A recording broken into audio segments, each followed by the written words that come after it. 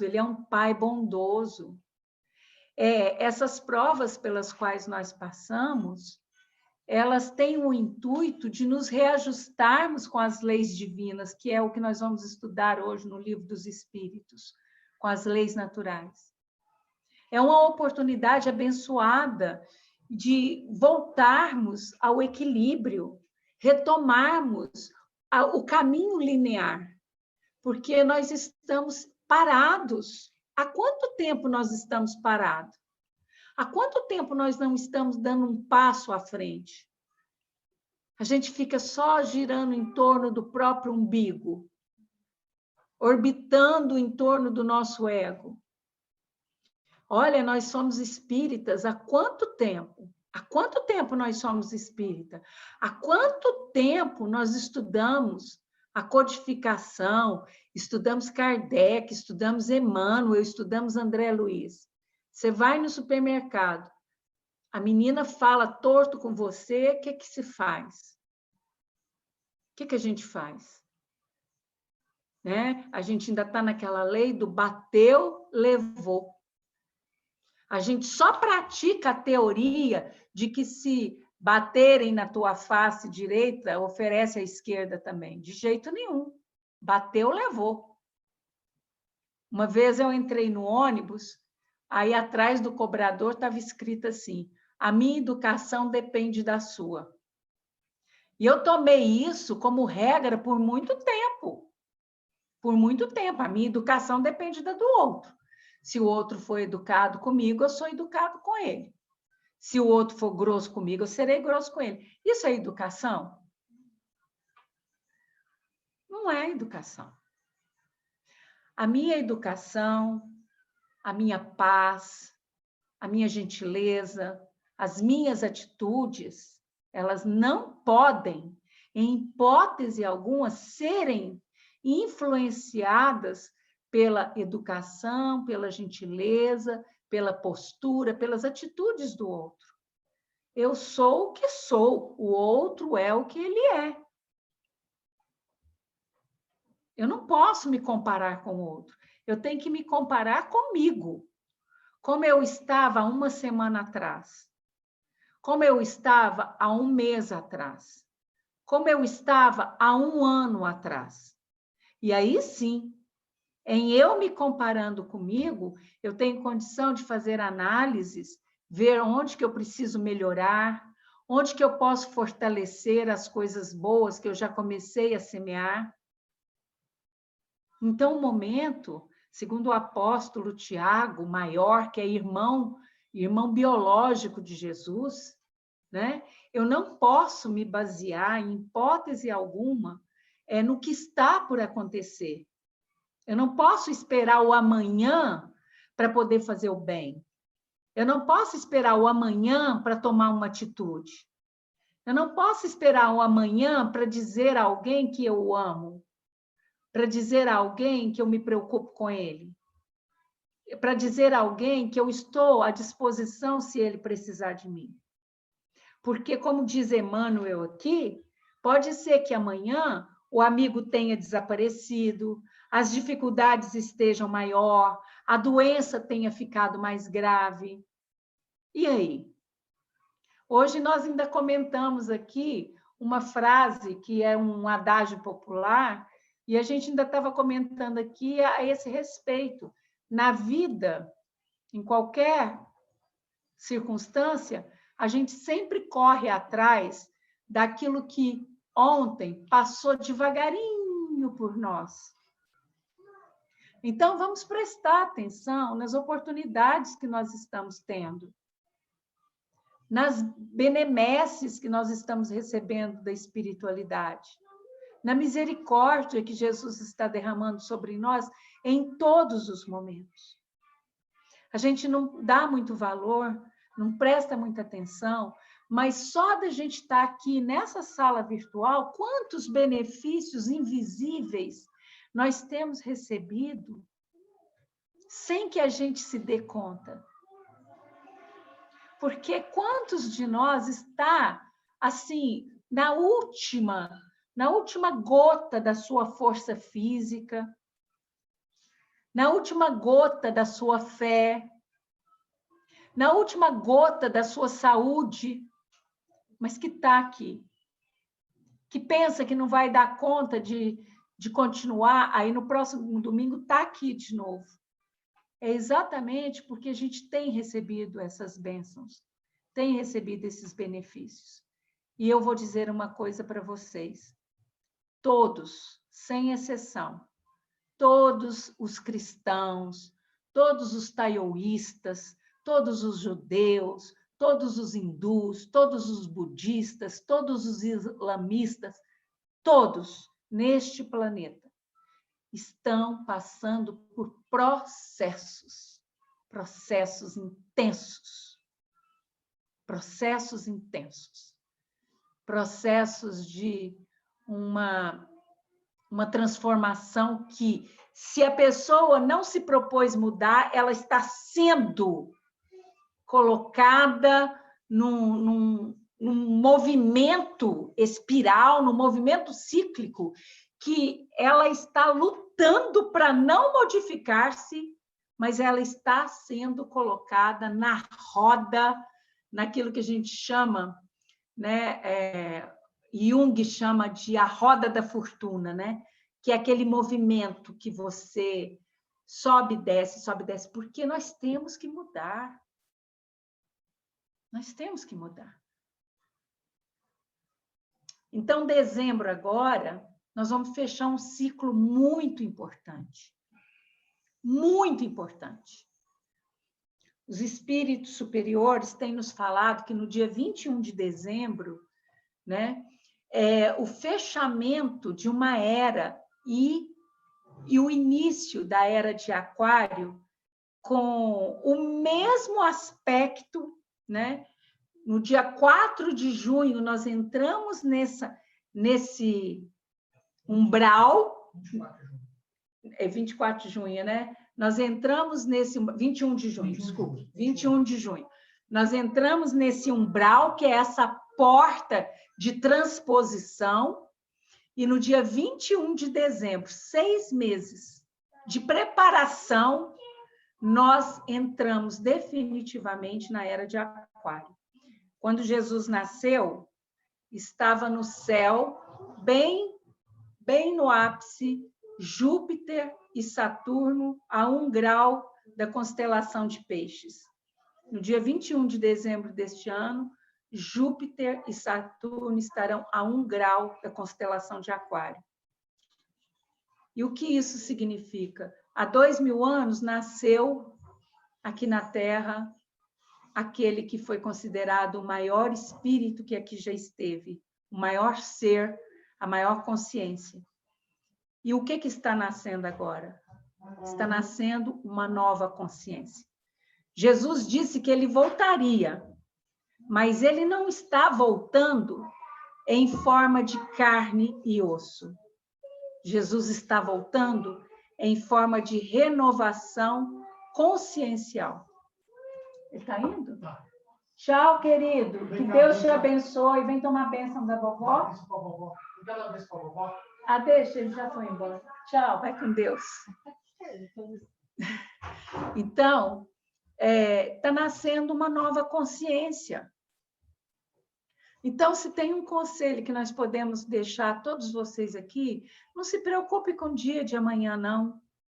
Mateus capítulo 6, a cada dia basta o seu mal. Sabe? Vivemos, olha que beleza, olha que vitória. São 20 horas e 19 minutos. Nós vencemos esse dia. Os filhos de vocês estão bem? Estão amparados? Ótimo, graças a Deus. Pronto.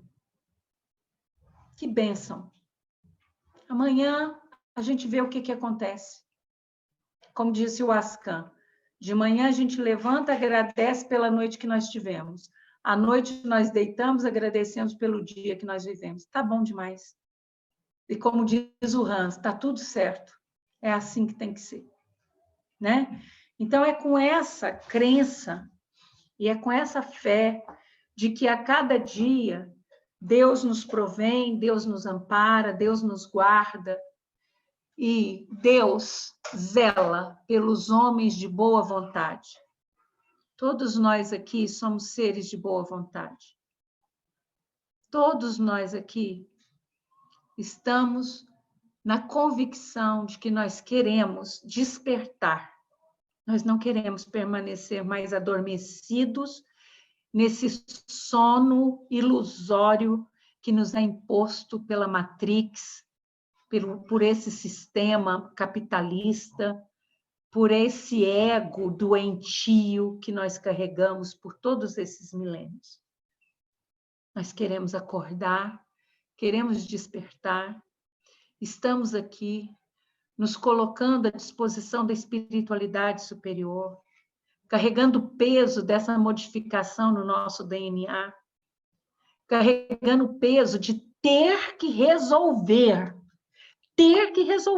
todas as nossas pendências, todas as nossas provas.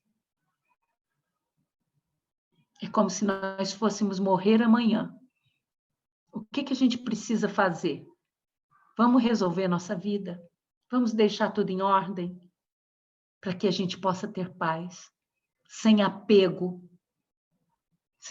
à matéria, sem apego às coisas físicas que apenas nos servem.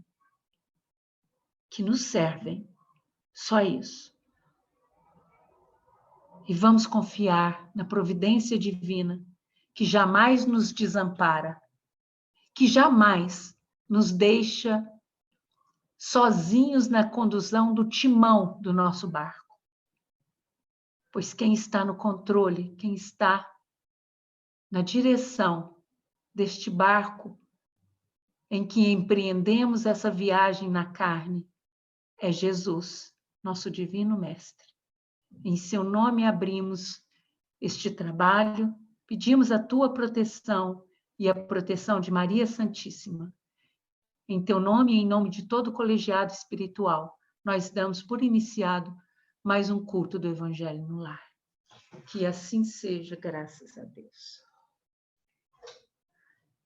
Bom, eu nem vou pedir desculpas pela algazarra do meu neto, porque todo barulho que ele faz é música para os meus ouvidos. E como o Ascan é o tutor espiritual dele, então não se importa. O Hans se sente o avô dele, também não se importa, então está tudo certo, né? Mas a Ádila acabou de descer e já foi para a casa dela com ele. Então, vamos começar. Eu não encontrei, eu fiquei esperando alguns se oferecerem para ser fazer o meu estudo essa noite. E acabou que ficou por mim, então vocês vão ter que me engolir. Vou pôr o Anderson a próxima semana, viu, Anderson? Vou pôr o Anderson, que aí eu já te aviso com uma semana de antecedência, dá tempo. Na verdade, foi uma semana muito tribulada. E eu não tive tempo de fazer a programação do final de novembro e dezembro, e aí, claro, não convidei ninguém, né? Mas se vocês não se importarem, eu faço os 2 estudos, e se cansarem, a gente passa para o Olímpio, para ele comentar. Então, olha só, vamos começar com o Evangelho, né? Nós começamos a estudar o Cristo, e vamos dar continuidade. Esse estudo demanda, um tempo enorme de dedicação. Mas como o próprio Hans falou, não dá para a gente falar tudo de Cristo num só encontro, num só trabalho. E ele pediu que a gente fizesse alguns pontos, principalmente, como aqui é um grupo de estudos, e nos centros espíritas, a gente sempre estuda cristologia alta. O que isso significa?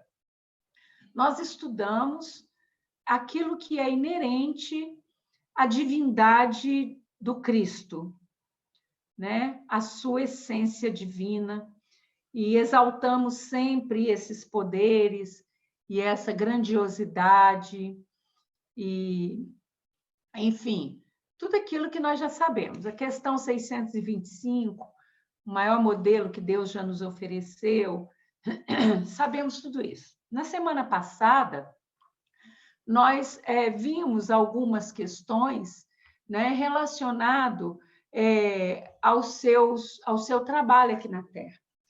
E o Ascan falou que era para eu fazer uma advertência, porque ele quer que vocês estudem alguns aspectos que geralmente não são estudados dentro da casa espírita e que pode causar alguma confusão, né?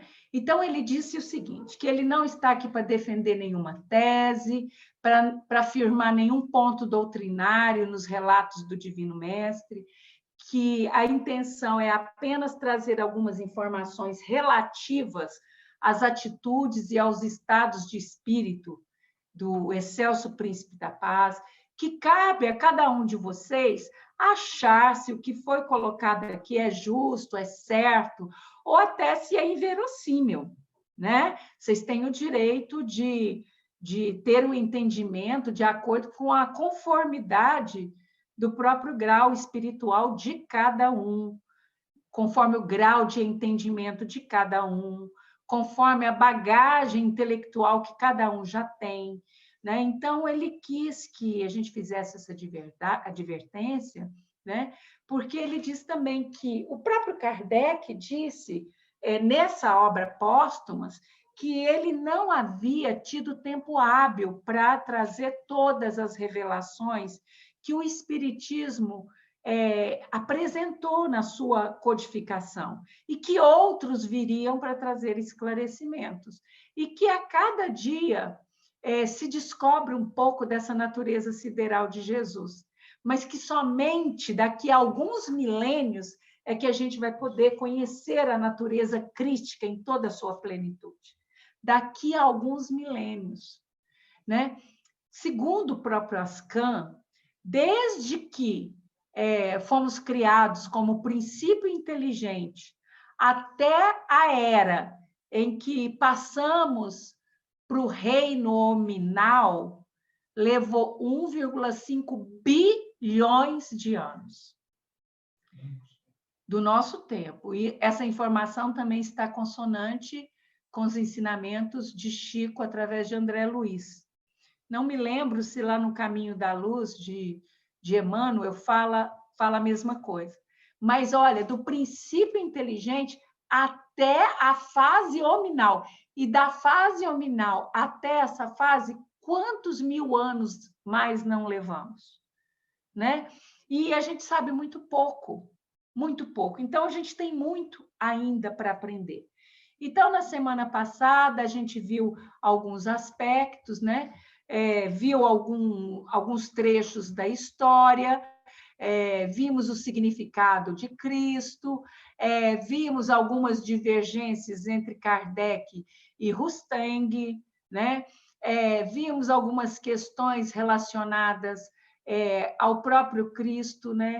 Ele era fariseu, um judeu, por muito tempo ele foi fariseu, na sua infância os seus pais eram fariseus, né? Depois ele vai estudar, patrocinado por José de Arimateia, depois ele vai para o Egito, ele passa um longo período entre os terapeutas, no retorno do Egito, ele passa um tempo entre os essênios, né?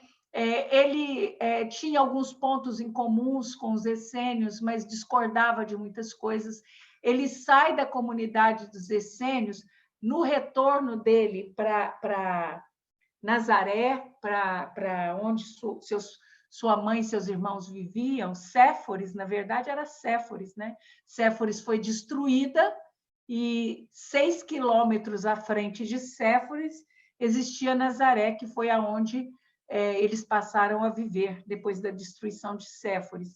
E no retorno dele, da comunidade dos essênios, no deserto de Curã, para Nazaré, ele encontra-se com o seu primo João Batista, que tinha muitos seguidores, porque João Batista era considerado um Messias.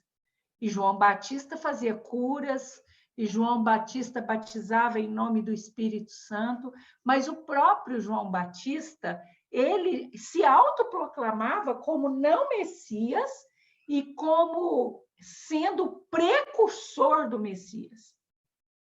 Né? João Batista, ele tinha essa consciência.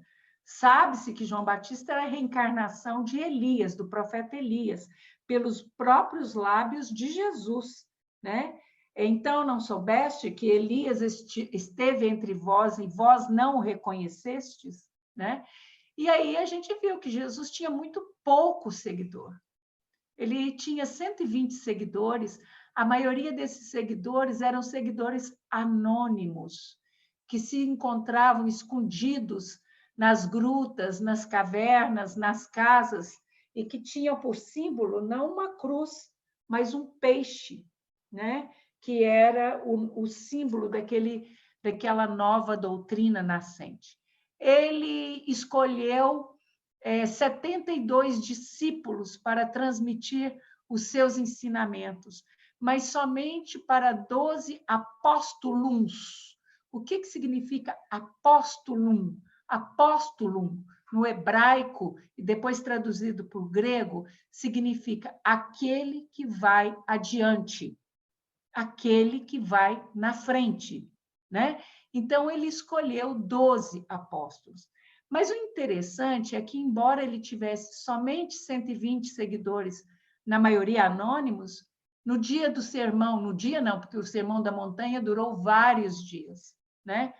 Estavam ali mais de 4.000 pessoas, 4.000 homens, além de mulheres e crianças.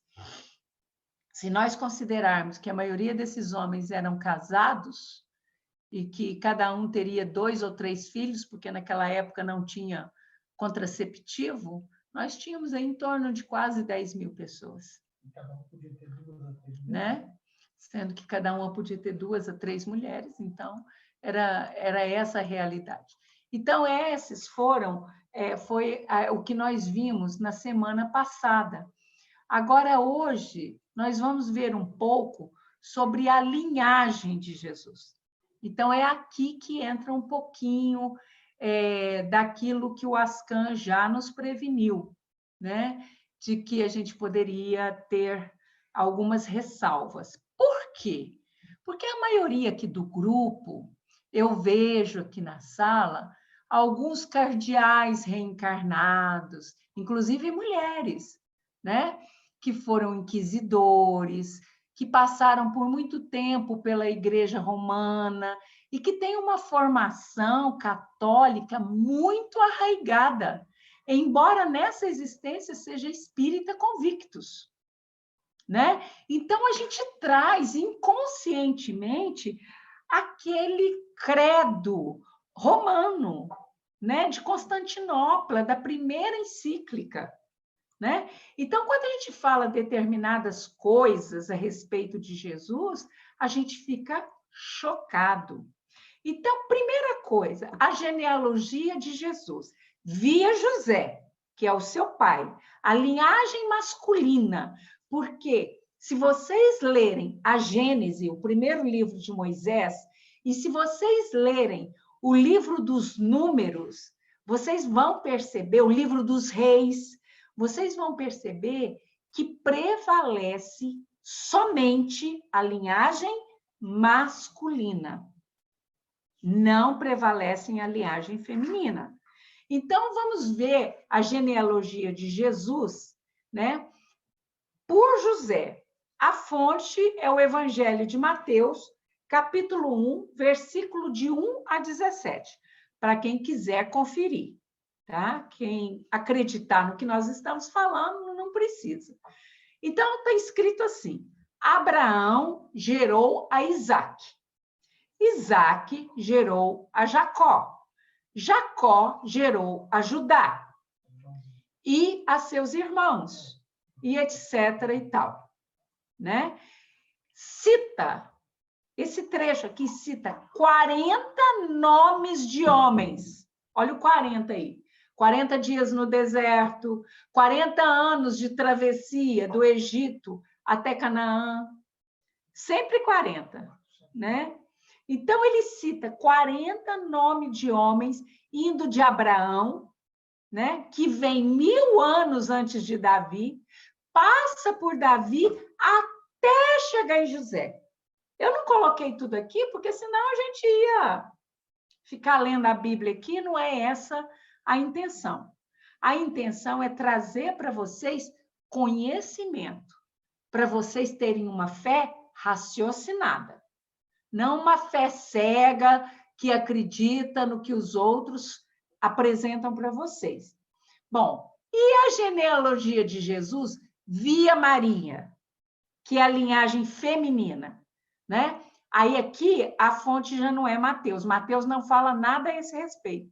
Quem fala aqui é Lucas. Agora, o interessante de Lucas é que Mateus não conviveu com Maria. Mateus não conviveu com Maria. Mateus viu Maria de longe, uma única vez. Foi quando Jesus foi cear na sua casa e Jesus estava bravo com Maria. Jesus teve altas rusgas com Maria. Não que ele não a amasse e não que ele não a compreendesse, mas porque Maria não compreendia a missão de Jesus.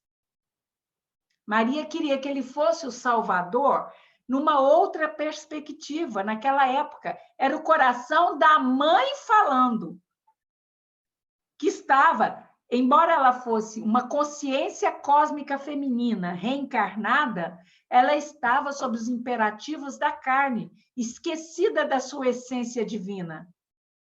E ali o que prevalecia era o útero, era o coração da mãe que queria proteger o filho e que queria ver o filho com status, com sucesso, salvador do povo judeu, da maneira como ela concebia. E por isso é que Jesus se vale, né? Porque ele chega do batizado. Maria de cara impõe para ele uma situação. Está na hora de você começar a sua missão. Ó, acabou o vinho aí da festa. O que você não vai fazer nada? E é Maria. Não é Jesus que manda vir as talhas de água, não. É Maria. Maria chama os maîtres, chama os serviçais e fala assim, faça o que ele está te mandando fazer. E aí Jesus não tem outra alternativa, fala, me traga água. E aí ele abençoa e transforma em vinho. Então ele fala a famosa frase, quando ela soube que ele chega, né, de viagem e não a procura, ela vai procurar por ele na casa de Mateus, que ela descobre que ele está lá, e ela vai com os outros filhos, com os outros irmãos, e Jesus, ficando sabendo, porque ele estava ceando com um publicano, que era um cobrador de impostos, uma pessoa de má vida, né? E os seus discípulos chegam para ele, no meio daquela multidão que está na casa de Mateus, e falam assim, mestre, a sua mãe e os seus irmãos estão lá no portão, e eles querem te ver, eles querem falar com você. E ele se vale desse momento para trazer um ensinamento cósmico. Quem é minha mãe? Quem são os meus irmãos? E aí ele vem na sequência. Todo aquele que fizer a vontade de meu Pai, que está nos céus, esse é minha mãe, e esses são os meus irmãos. Então, Mateus não conheceu Maria, mas Lucas conheceu Maria. Lucas conviveu com Maria, foi o único apóstolo que esteve com Maria, além de João Evangelista, porque João Evangelista, ele foi o guardião de Maria, né? Embora fosse muito jovem, ele foi o tutor de Maria, né? Então, Lucas conhece Maria através de João. Ele conversa com Maria, ele escuta Maria. Para quem não sabe, há poucos anos foi encontrado no Egito um evangelho que é atribuído a Maria. Na verdade, em 1984 foi descoberto, estão terminando as traduções em copta, foi quando ela esteve no Egito, com José e com Jesus fugindo de Herodes, né? Quando ela permaneceu lá com Jesus até Herodes morrer e ela poder voltar para sua terra, para a Judéia. E foi descoberto em 1984 livros que estão com a assinatura de Maria, mãe de Jesus, e que trazem muitos conhecimentos que nos apresentam uma Maria diferente dessa Maria que a Igreja Católica nos apresentou. Uma Maria humana, uma Maria divina e humana, né? Então, Lucas, ele nos apresenta da seguinte forma: Davi gerou a Natã, que gerou a Matatá, que gerou a Mená, até chegar em Maria, né? Então, gerou a Maná, aí ele fala mais não sei quantos nomes, que gerou a Eliaquim, ou seja, Joaquim, que gerou a Maria, né? Então, da mesma forma, Lucas cita 40 nomes de homens, indo de Abrão, né, que veio 1000 anos depois, 1000 anos antes de Davi, passando por Davi até chegar a Maria, sempre falando somente da parte masculina.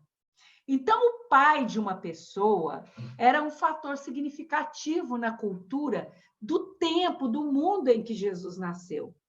Nós sabemos, olha lá o que fala no milagre da multiplicação dos pães: 4.000 homens, além de mulheres e crianças, porque mulheres e crianças eram como as cabras, como as ovelhas.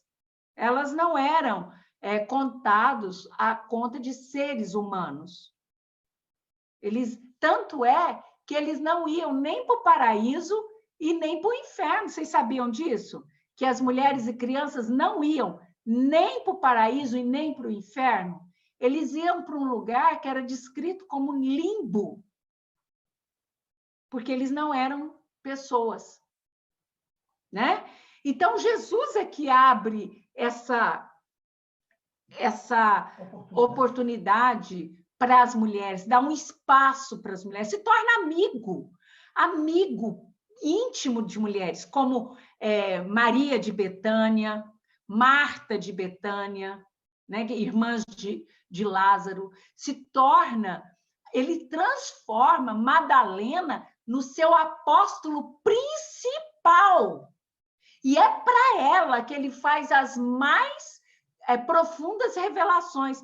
Mas a igreja omitiu esse fato, porque era uma igreja, né, machista. E somente agora, com as descobertas dos pergaminhos no deserto de Qumran, é que estão vindo o que a igreja chama de evangelhos apócrifos, porque eles não são considerados os evangelhos permitidos pela Igreja Romana, mas que são evangelhos da época de Jesus. Então, aqui tem toda uma árvore genealógica, né, de Jesus, que veio desde Abraão, tanto da parte de José, quanto da parte de Maria, né? Então, veja bem, olha que interessante. Entre esses 40 nomes de homens, Mateus cita apenas 4 mulheres. Em toda essa genealogia. Ele fala que Judá gerou Pérez e Zerá por meio de Tamar, porque Judá tinha mais de uma esposa, então ele citou Tamar, né? Por meio de Tamar. Salomão gerou Boaz por meio de Raabe, uma de suas esposas, né?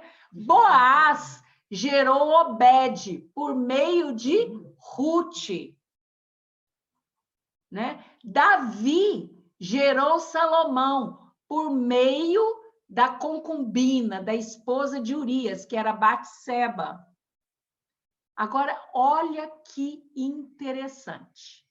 Olha que interessante. Nós somos muito puritanos, nós somos muito moralistas, nós somos muito politicamente corretos. Todas essas mulheres eram prostitutas. Todas elas. Não eram hebreias, eram estrangeiras e tinham uma reputação sexual escandalosa. Escandalosa. Davi, para quem conhece a história de Davi não é boa bisca de jeito nenhum.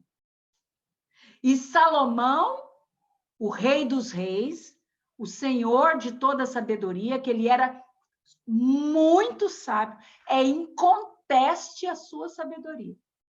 Mas para quem já leu o livro dos reis, parece que você está lendo um livro pornográfico. Leiam. Davi, o escritor da 95% dos salmos, tem salmo ali que é pornográfico. Então, a gente precisa conhecer isso para a gente... isso aqui não vai mudar a divindade de Jesus, não vai mudar a sua essência crística, mas a gente entender o processo. Nós precisamos entender o processo. Né? Então, Mateus, nos seus evangelhos, ele confirma a linhagem de Jesus, que vai de Davi até o último nome da linha, que é José. Então, Jacó gerou a José, marido de Maria. Agora, olha aqui o que fala. Jacó, isso aqui são palavras de Mateus. Jacó gerou a José, marido de Maria. Dela foi gerado Jesus, que se chama o Cristo. Mateus não diz que José gerou a Jesus. Naquela época, nessa linhagem toda que eu apresentei a vocês, olha a lâmina anterior que está lá no Evangelho de Mateus. Ele fala o quê? Que fulano gerou a Ciclano, que Salomão gerou a Boaz, que Boaz gerou Obed, que Davi gerou Salomão. Ele fala dos homens gerando a sua genealogia, mas ele não fala aqui de José. Aqui ele fala assim, Jacó gerou José, que é marido de Maria. E dela foi gerado Jesus, que se chama o Cristo. O correto seria dizer o seguinte, Jacó gerou a José. José gerou a Jesus, que se chama o Cristo. Esse é o correto e é o que deveria continuar na tradição bíblica. Né? Eu estou trazendo isso para vocês. Eles, no Espiritismo, acham que não é importante a gente estudar a Bíblia. Porque fala o seguinte, que Jesus é a segunda revelação, e como disse o Anderson, quando ele nos apresentou Moisés, ele veio e resumiu tudo na sua doutrina. Mas a gente precisa entender o momento, como Marcos nos apresentou aqui na introdução histórica. Entender o contexto em que Jesus veio a esse planeta. Entender o contexto em que ele foi gerado. Entender o contexto em que ele viveu. Como que era a cultura do seu tempo? Como que era o povo do seu tempo? Como que era a religião do seu tempo? Como que era a economia do seu tempo? Como que era a política do seu tempo? Só entendendo isso que eu posso entender e decifrar muitas coisas que Jesus falou. Então, quando você pega o Evangelho, que foi traduzido por Haroldo Dutra, né, que ele pegou o Evangelho hebraico e traduziu novamente do grego para o português. Né? Mas o Haroldo Dutra, que é um estudioso, ele traduziu, inserindo essa tradução no contexto histórico em que Jesus vivia. Aí você desmistifica muita coisa. E, para mim, isso não muda absolutamente nada a respeito da essência crística, porque isso é outra coisa. Eu estou falando aqui do homem Josua, do homem biológico. Ele se auto-intitulava, nós vimos isso no domingo passado, ele se auto-intitulava o filho do homem. Essa era a descrição favorita de Jesus. Ele não se auto-intitulava, eu sou o filho de Deus. Ele não se auto-intitulava, eu sou Deus. Ele não se auto-intitulava, eu sou o Salvador. Eu sou o leão de Judá. Nada disso. Isso eram os discípulos que o qualificavam. Ele se auto-intitulava o filho do homem. Ele fazia questão de frisar a sua composição biológica, o filho do homem. Por quê? Porque Jesus, mesmo tendo ali dentro dele uma essência crística, ele obedeceu às leis físicas do planeta. E se ele não tivesse obedecido, ele não seria o Cristo. Por quê? Nós vamos estudar nas leis naturais, no Livro dos Espíritos. Nenhum ser criado por Deus pode fugir às leis naturais. Nenhum ser. Nem Jesus, nem Maria, nem o arcanjo Miguel, nem o arcanjo Gabriel, nem o Uriel, ninguém. Né? Então, nós temos aqui, ó, na base, o rei Davi. Né? José é da linhagem do rei Davi. Maria é da linhagem do rei Davi. Mas Jesus só tem a linhagem de Maria. Não tem a descendência genética de José. Né? Ele tinha uma dupla linhagem real, se nós nos considerarmos que ele era filho adotivo de José. E é por isso que muitos dos seus seguidores o confundiram com um salvador da tirania romana, não um salvador de consciências. Um salvador bélico. Judas Iscariotes foi uma dessas confusões. Né? Judas, o Zelote, também foi uma dessas confusões. Via em Jesus o quê? O arquétipo de um guerreiro. Lá na Bíblia diz que Jesus é filho de quem? Do Espírito Santo. Portanto, José não era o seu pai. Tá certo, gente? Entendido aqui, Eleusa? Você entendeu que Jesus era filho do Espírito Santo? Agora me responda uma coisa. Eleusa, Olímpio, Anderson, quem era esse tal de Espírito Santo, pelo amor de Deus? Quem era esse tal de Espírito Santo? Eu entendo que Espírito Santo aqui, por aquelas nossas aulas de quinta-feira, seja um espírito da mais elevada autarquia. Eu entendo isso, né?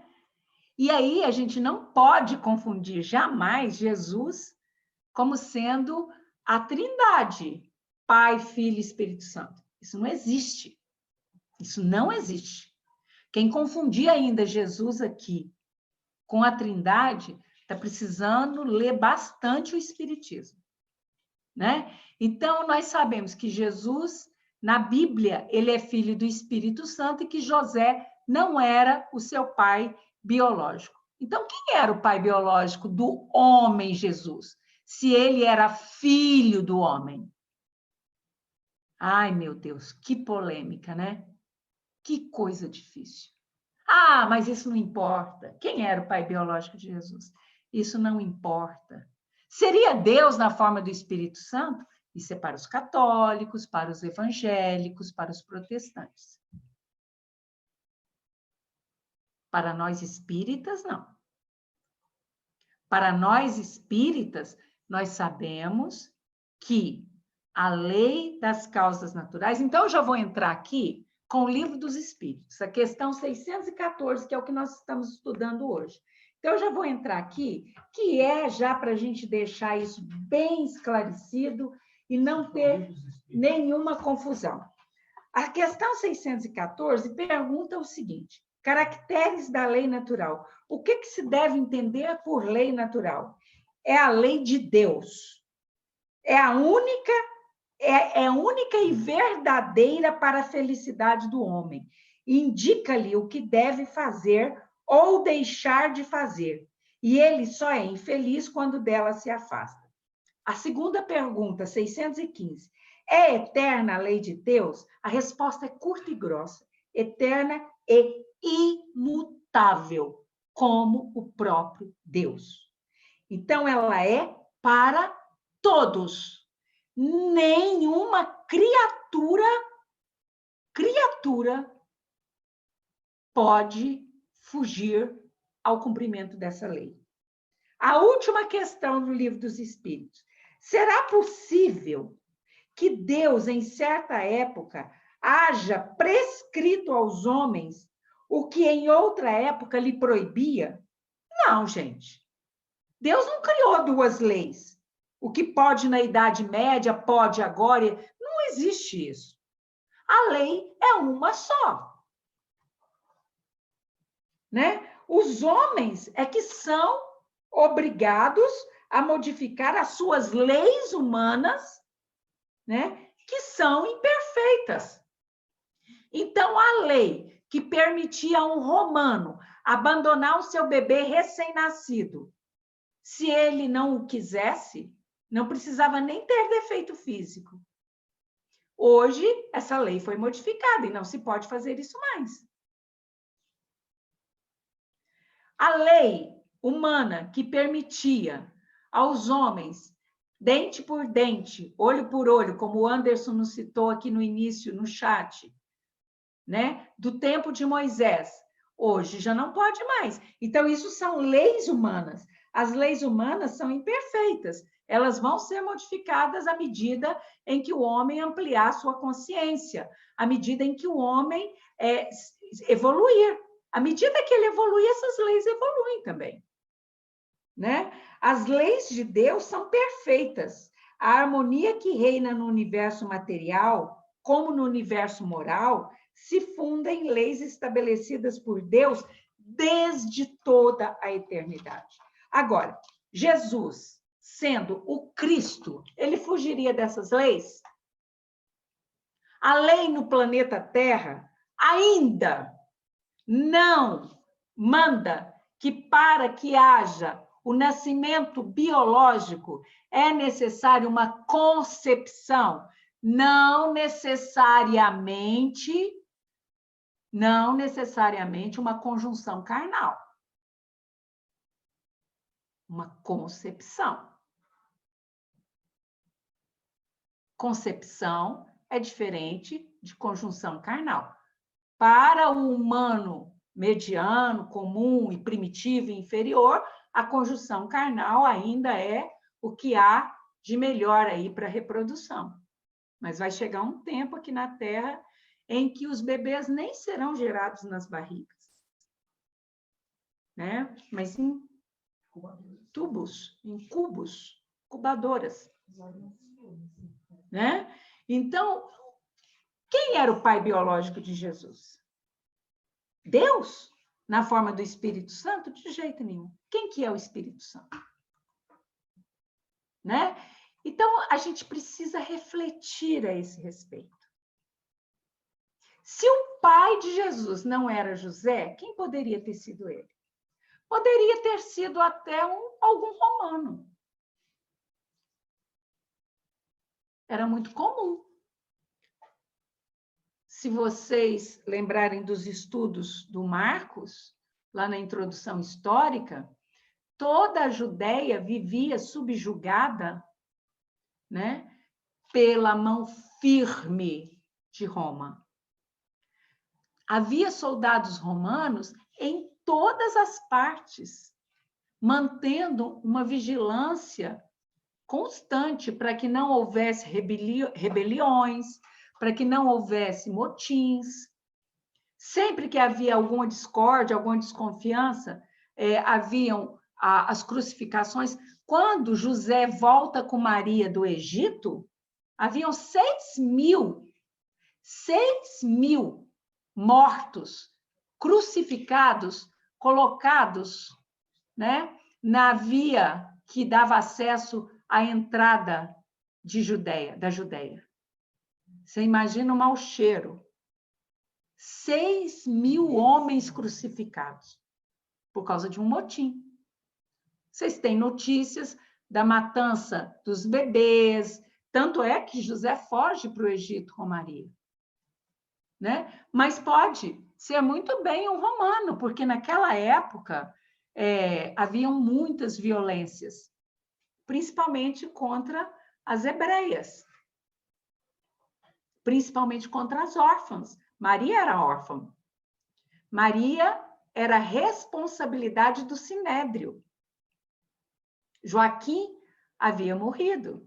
Vocês se lembram que quando o homem morria, a mulher ela era entregue ao irmão do seu marido, para que ele a desposasse e continuasse a linhagem. Como Santa Ana já era idosa, ela não procriava mais.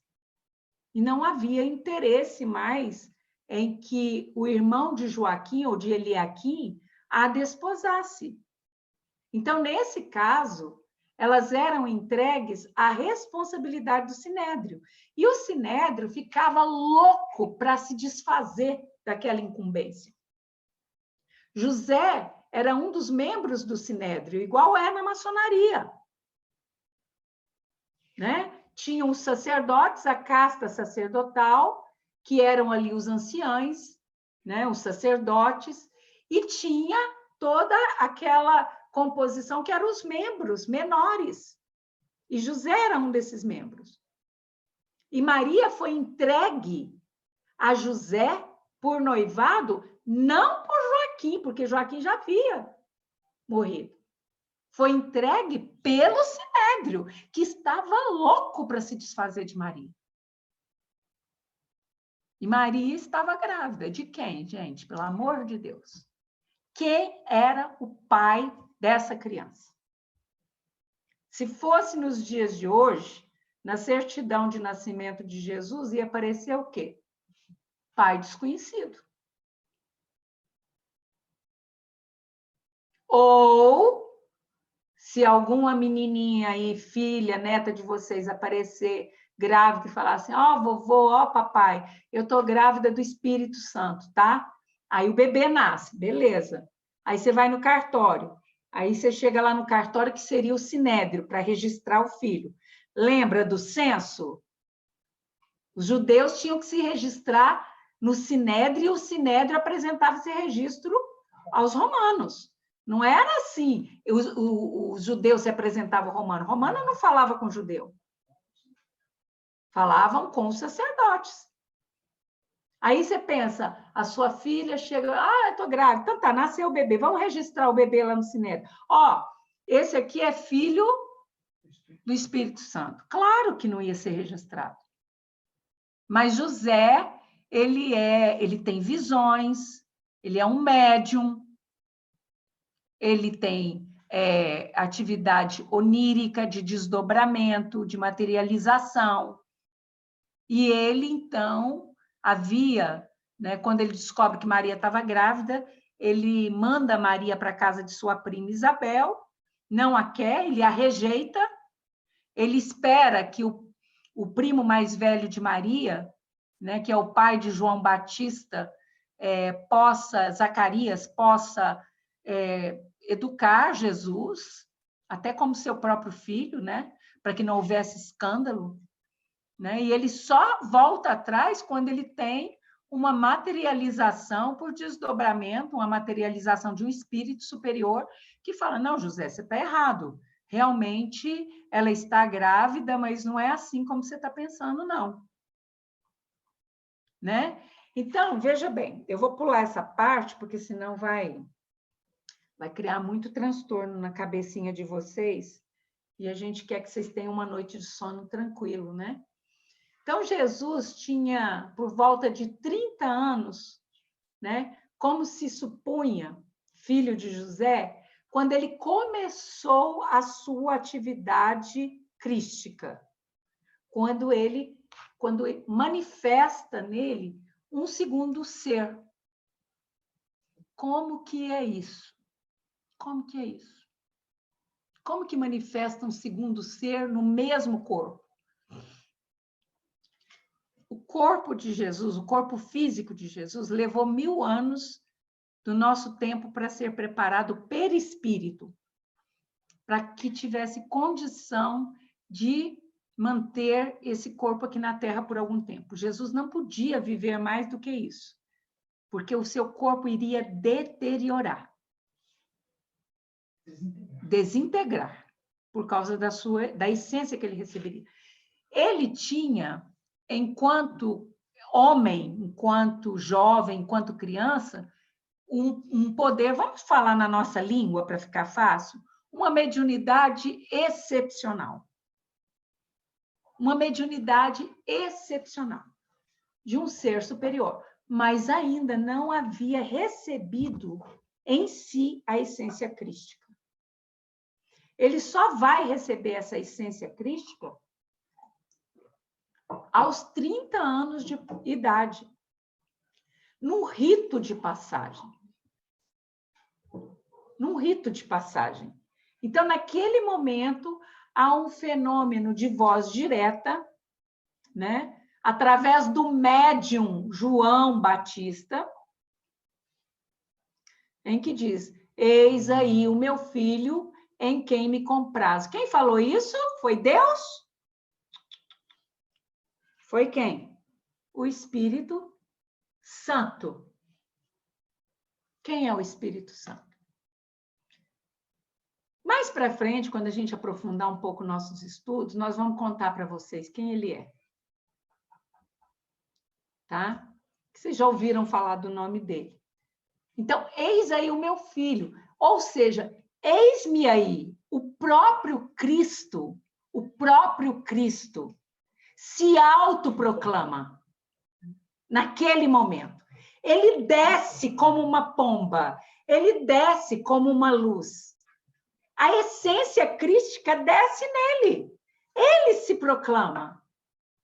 A partir de agora, eu sou o Cristo. Agora eu sou a essência crística vamos falar assim, na quase totalidade, porque senão o seu corpo não resistiria. É importante a gente falar isso, é importante vocês entenderem que a essência crística não estava 100% aqui. Por mais que ele tenha sido o máximo que teve aqui no planeta. Porque aquele corpo não aguentaria. Ainda que tivesse sido preparado 1000 anos aquele perispírito.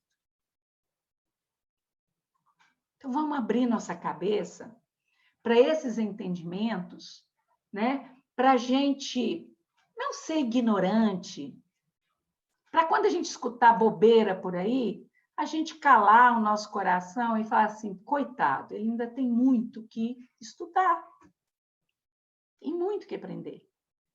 Como homem, Yoshua tinha a organização dos seres carnais. Átomos que se aglomeraram, formaram moléculas, que se agruparam, formaram células, formaram tecidos, formaram órgãos, formaram sistemas. O que está feito aqui embaixo é feito no céu. O que está no céu é feito aqui embaixo. Micro e macrocosmos é uma e mesma coisa. Você quer conhecer o universo? Olhe para si. Você é um universo em miniatura. Agora, Jesus eram vários universos num só. Aí não tinha como aquele corpo suportar, né? Então, vamos entender. Como homem, ele tinha a organização dos seres carnais. Mas como espírito puro, desprendido da matéria, ele havia de viver mais da vida espiritual do que da vida corporal. Não é assim? Olha o fenômeno dele no Monte Tabor. O fenômeno da transfiguração, onde ele se encontra com Elias. João já havia sido decepado, né? Então ali está Elias, em toda a sua excelsitude, em toda a sua luz, e Moisés. E os discípulos veem isso. Eles veem esse fenômeno, né, da transfiguração, da transcendência, da materialização desses outros dois espíritos, né? Então, ele vive mais da vida espiritual do que da vida corporal, cujas fraquezas ele não era passível. Então, Jesus não tinha cáries, não adoecia. Você ouviu falar que Jesus estava gripado? Você escutou falar que Lázaro adoeceu e morreu, que a sogra de Pedro adoeceu e morreu, que a filha do centurião estava doente, que o servo do centurião estava doente, que tinha leproso, que tinha paralítico, que tinha cego, que tinha aleijado, que tinha convulsionário, que tinha doente de toda a ordem. Mas Jesus não adoecia, porque o seu perispírito não era passível dessas fraquezas. Agora, isso está lá na Gênese do Codificador, no capítulo 15. Né? Ainda dá tempo? A gente fazer mais 4 minutos? Então, vamos ver. Parece uma história atual, né?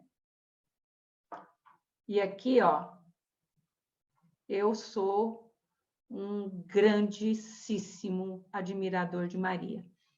Mas ela engravidou-se o quê? Ela era solteira, mãe solteira. Isso está escrito no Evangelho de Marcos e Mateus. Não sou eu que estou falando. Maria era mãe solteira. José não era o pai do seu filho. Está lá no Evangelho de Lucas. Muito claro.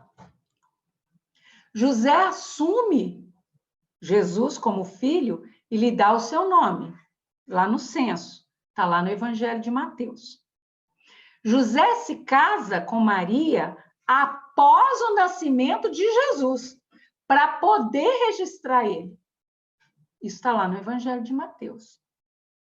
Vocês estão vendo como que a igreja ela é tendenciosa? Ela pega, às vezes, um trechinho, um versículo, trabalha aquilo lá na cabeça dos fiéis e não mostra o resto. Não mostra e olha que o evangelho que está disponível é um evangelho controlado pela primeira encíclica. Isso pode, isso não pode, isso deve, isso não deve. E ainda assim, estão lá essas revelações escandalosas. E tem mais. A virgem, que era virgem quando Jesus nasceu, ela se casou com José. Ela se tornou esposa dele. E eles têm mais 6 filhos. 4 rapazes e 2 moças. Isso está no Evangelho de Marcos, mas também está no Evangelho de Mateus. E quem é minha mãe, quem são meus irmãos? E eles falam, Tiago é seu irmão. Né? Então, nós precisamos acabar com esse misticismo, desmistificar essas coisas em torno do nascimento de Yoshua, porque isso não muda quem o Cristo é. Muda a nossa visão, que se torna ainda muito mais respeitada quando a gente entende quem é esse ser maravilhoso que veio na Terra, cuja preparação remonta 6.000 anos antes da sua vinda. Né? Então, a Bíblia fala dos seus irmãos. Pergunta assim, não é este o carpinteiro, o filho de Maria? O irmão de Tiago, de José, de Judas e Simão? E não vivem aqui entre nós as suas irmãs? Lá no Evangelho de Marcos, capítulo 6, versículo 3. Aí eles falam assim, não, José já era velho quando casou com Maria. Maria tinha 13 anos. Quando Jesus nasceu, ela estava com 14. José devia estar com seus 20 e poucos anos. Não, ele já era velho, ele era viúvo, ele já tinha 4 filhos. Em nenhum lugar dos 4 evangelhos fala isso. Em nenhuma parte. Fala que ele era viúvo e que ele já tinha 4 filhos.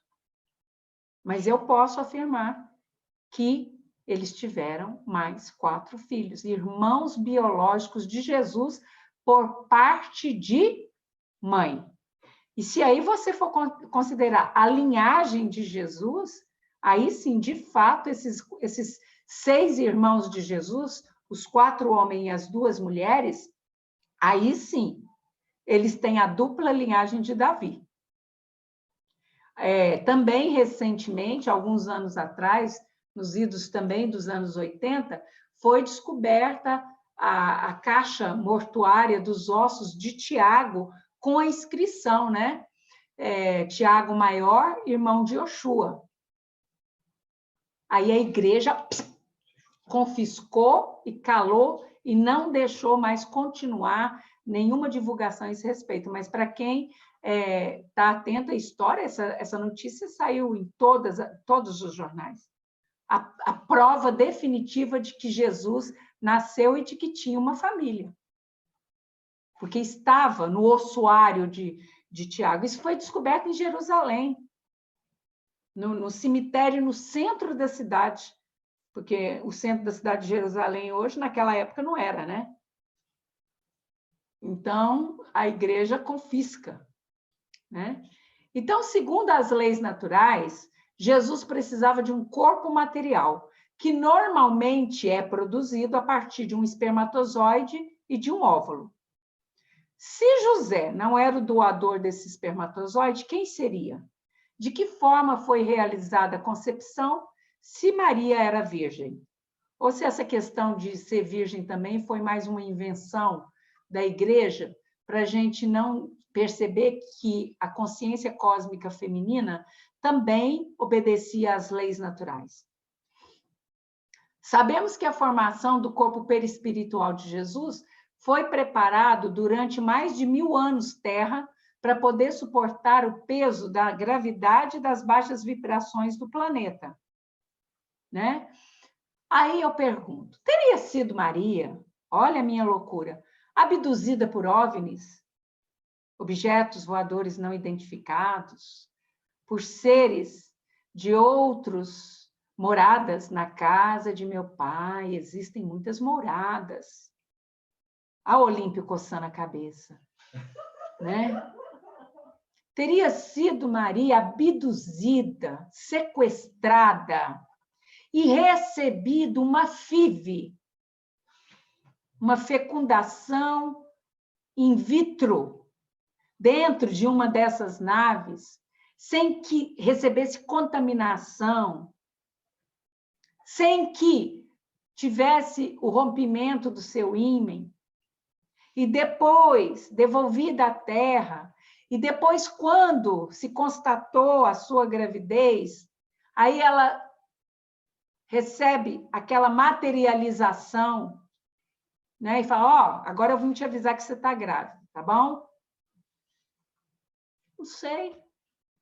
Eu só estou plantando uma dúvida aqui, para desmistificar essa coisa do Espírito Santo, da forma como vocês trazem há milênio na cabeça de vocês.